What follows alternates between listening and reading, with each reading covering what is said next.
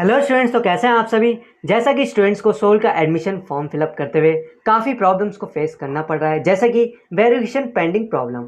हफ्ता हो गया, 10 दिन हो गया फॉर्म भरे हुए, पर अभी भी फॉर्म पेंडिंग में पड़ा है वेरिफिकेशन उसका। तो इसका क्या सॉल्यूशन है। Second doubt, payment deduct issue. हमारे अकाउंट से पैसे कट गए हैं, पर अभी तक हमें कोई कंफर्मेशन नहीं मिला है कि हमारे सोल के अंदर एडमिशन हुआ है या नहीं। हाँ, ना ही हमें ID कार्ड मिला है, ना ही हमें कोई फी रिसिप्ट मिली है।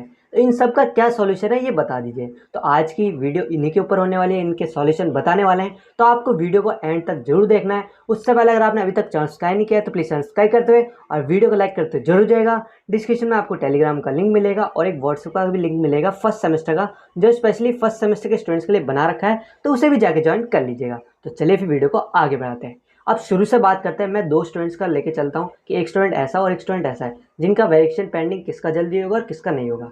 अब देखिए, एक स्टूडेंट है जिन्होंने अपना CBSE से अपना बोर्ड 12th बोर्ड के एग्ज़ाम दिया है, और ये मान के चलिए ना ही उन्होंने कोई फ़ी कंसेशन लिया है, ना ही कोई एम्प्लॉयमेंट स्टेटस भरा है। और दूसरी जगह ये मान के चलिए जिसने CBSE के अलावा दूसरे बोर्ड से 12th पास करी है और उसने फ़ी कंसेशन लिया है और वो आउट ऑफ स्टेट रहता है बाहर, और उसने ये मान के चलिए एम्प्लॉयमेंट स्टेटस में भी काफ़ी चीज़ें फिल कर दी है और अपने इनकम सर्टिफिकेट भी डाल दिया है। मतलब जो जो मेन चीज़ें थी वो तो भरी हैं, उसके साथ एक्स्ट्रा चीज़ें मांगी गई थी वो भी चीज़ भरी है।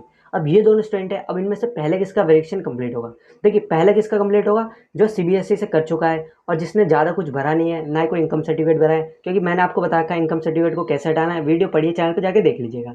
ना ही कोई फ़ी कंसेशन मांगा है सोल वालों से, ना ही उन्होंने कोई ऐसी कोई चीज़ें भरी है कि वो पहले कोई एक्स कैटेगरी में थे या फिर कोई भी कैटेगरी से थे, वो नहीं भरा है। अब उस स्टूडेंट का चॉइस से 48 घंटे में वेरिफिकेशन कंप्लीट हो जाता है। अब दूसरी और जो स्टूडेंट है जिन्होंने बाहर से CBSE से अलावा दूसरे बोर्ड से अपना फॉर्म भरा था, वो स्टूडेंट्स का पेंडिंग में चल रहा है, क्योंकि उनका वेरिफिकेशन में टाइम लगता है। अब दिल्ली का है तो दिल्ली का अंदर ही CBSE आता है, तो वो फटाफट पेंडिंग नहीं रहता है और वेरिफिकेशन जल्दी से हो जाता है। अब जो स्टूडेंट बाहर हैं तो उनका टाइम लेगा। अब मान के चलिए कितना टाइम लेगा, अगर आपको हफ्ते से ज़्यादा लग रहा है तो उसका क्या सोल्यूशन है, चलिए फिर वो बताता हूँ।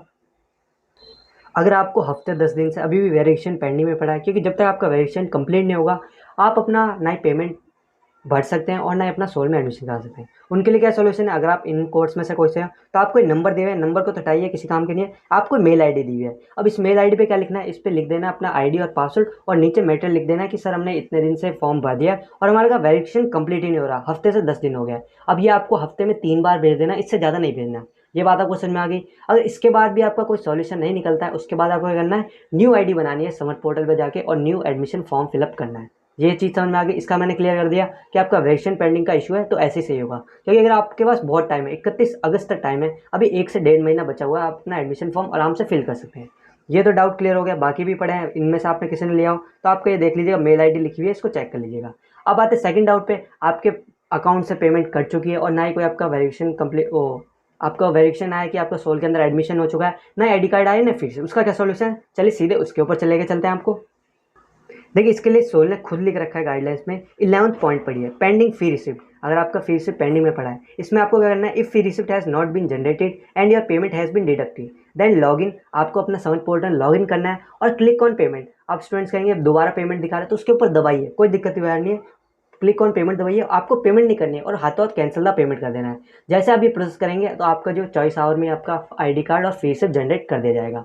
फी रिसिप्ट तो आपको हाथों हाथ मिल जाएगा, उसकी टेंशन नहीं है। ये तरीका इस्तेमाल कीजिएगा, क्योंकि 100 में से 60 से 70% का ऐसी स्टूडेंट्स का हो जाता है। आपको दोबारा पेमेंट ऑप्शन वाले पे दबाना है और उसको कैंसिल कर देना हाथों हाथ। तो उससे क्या होगा, आपका जो भी होगा सोल के अंदर कोई बग होगा तो फिक्स हो जाएगा।